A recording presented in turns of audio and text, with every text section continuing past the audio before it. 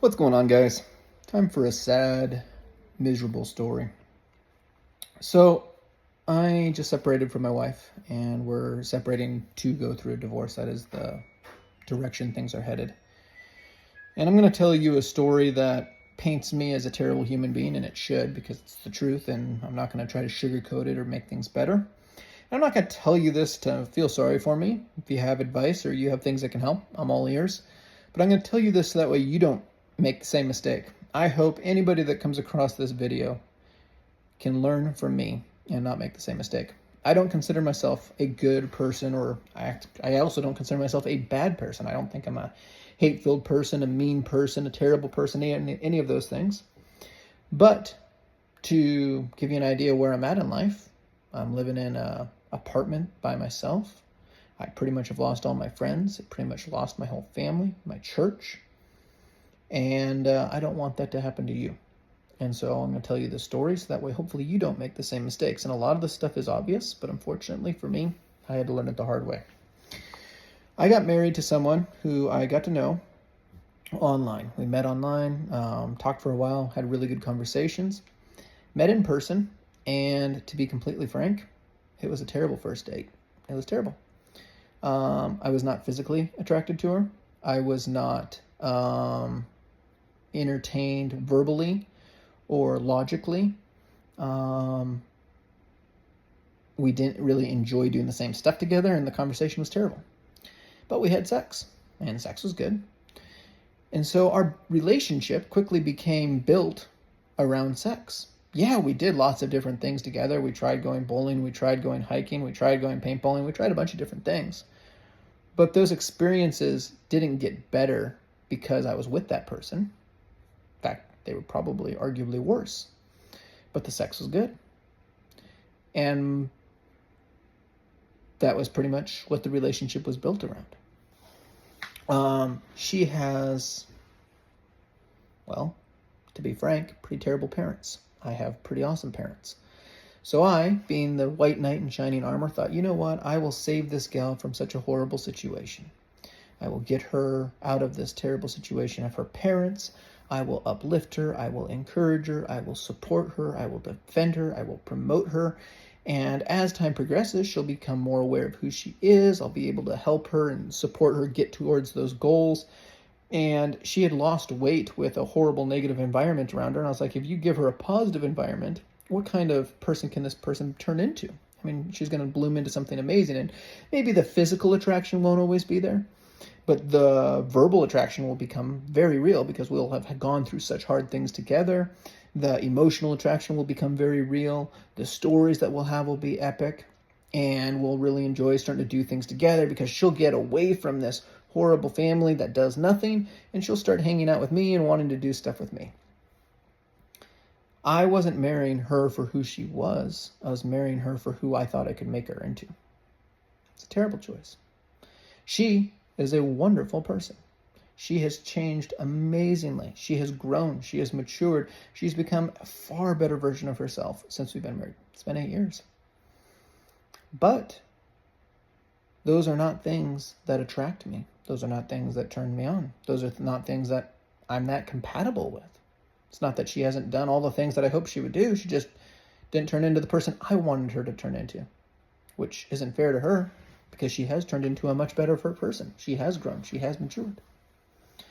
So then I found myself in a position, let's go past that.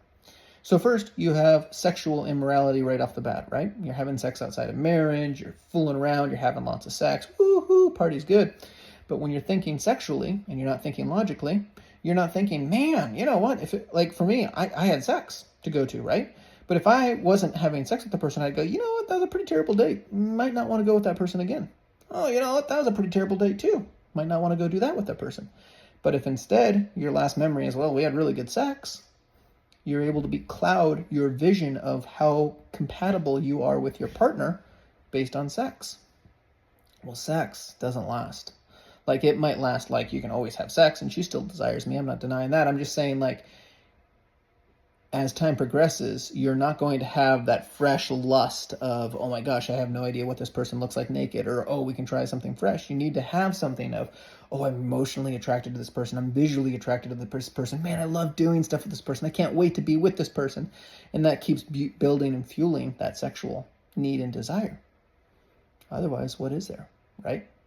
Sex? Okay, cool. Well, that only lasts for so long. So we got married.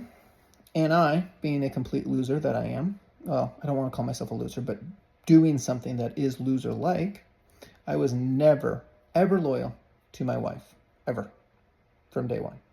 Never had sex with anybody, never kissed anybody.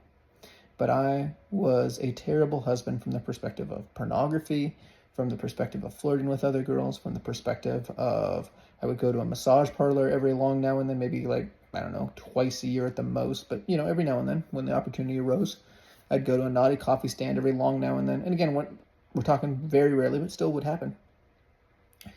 And I would even argue, I'm not here to tell you what's moral and what's not, but I will tell you this much. It's not good if you're doing it behind your partner's back. If you can do it with your partner supporting you, it might be a different story, right? But if you're doing it behind their back, you're not being honest or truthful with your partner, even if you're not telling them. Which, that was my argument. I wasn't lying to her. She never asked. I never told her. Came clean. She found out. I had to come clean and I had to tell her everything. So now I'm in a position where what I didn't realize, at least from what I understand now, is that I was using porn and flirting with other people to cover up this hole of I don't know how my wife can satisfy me. Sexually, emotionally, spiritually, doing stuff together. I don't enjoy any of those things. So what do? I go use porn, and that's my distraction. It's a positive distraction.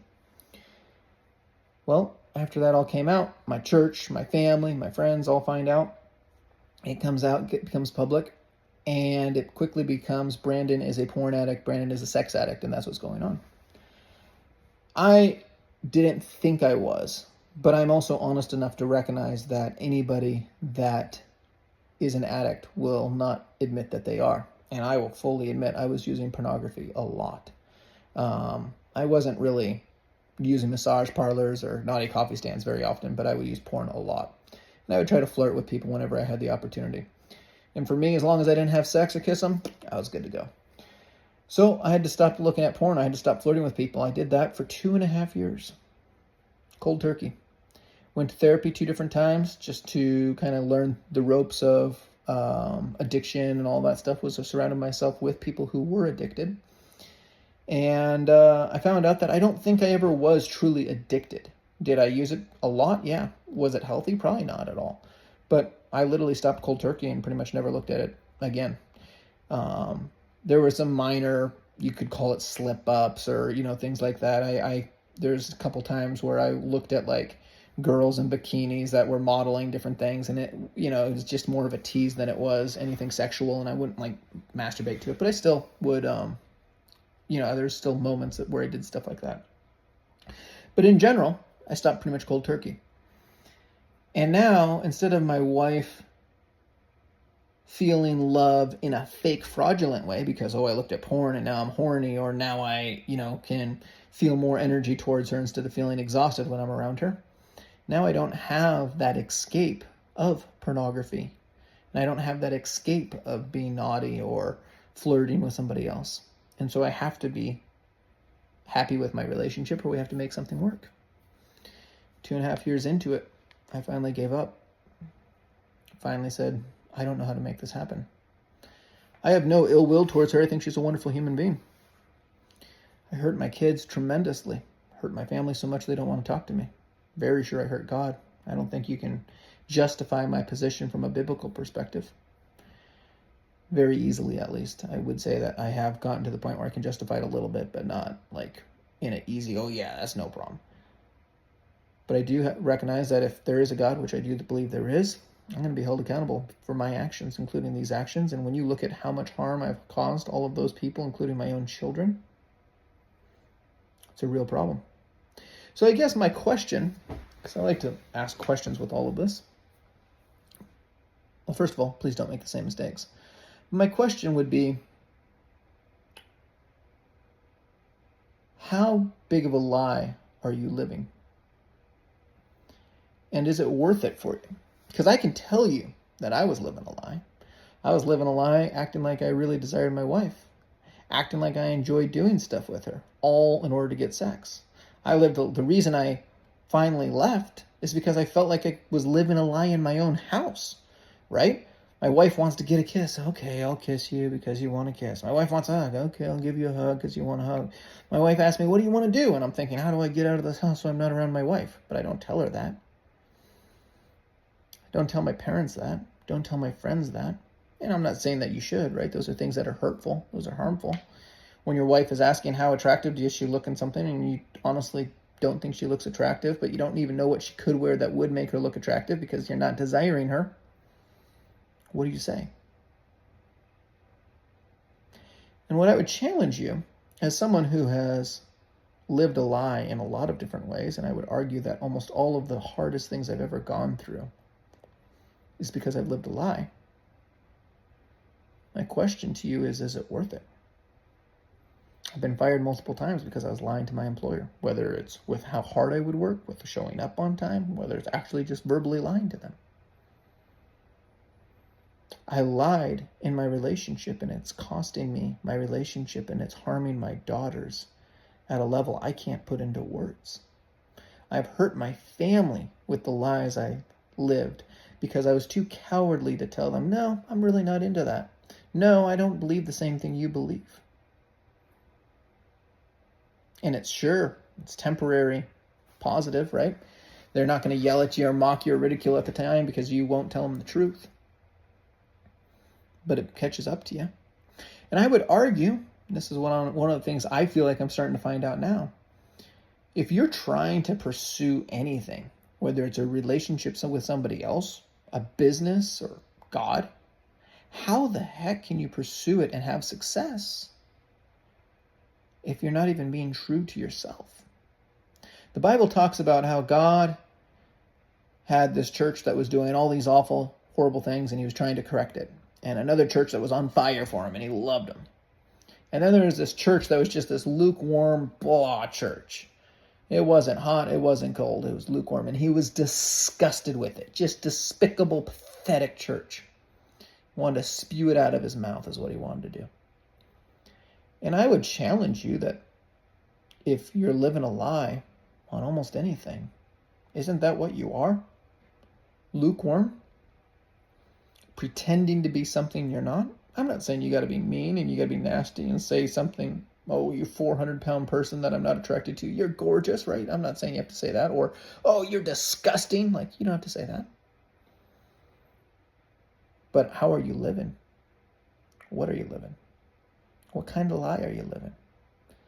I hope you don't make the same mistakes I did. I hope you find a partner that you adore inside and out, physically and not, spiritually and not. Enjoy doing things together. Enjoy the conversation. You look up to them and think of how smart they are in all of these different ways. Of course, you're not going to find Mrs. Perfect or Mr. Perfect. We're all going to have issues we have to work through. But you need to have something, because they're not always going to be attractive.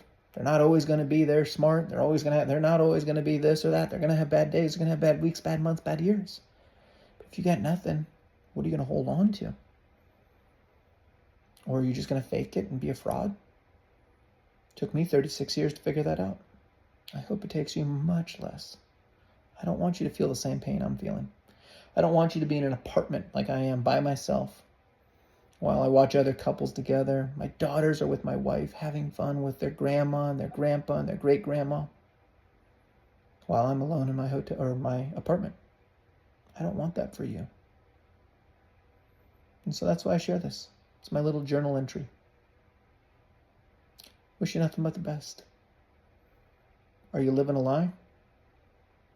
And if so, is it worth it?